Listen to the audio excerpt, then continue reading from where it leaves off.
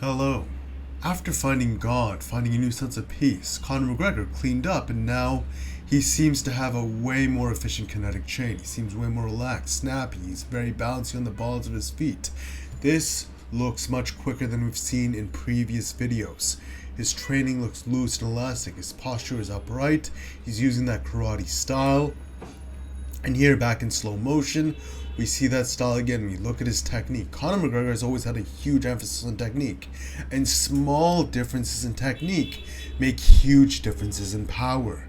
That's the reality. It's a game of millimeters, inches to millimeters. It's tiny. The small differences you make in technique, cutting that slight corner, that slight efficiency in kinetic chain, it makes a world of difference. And that's what you see with Conor McGregor.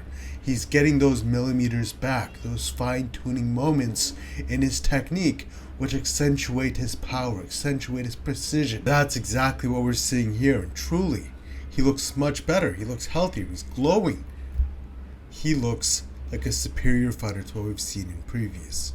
Will his prime come back?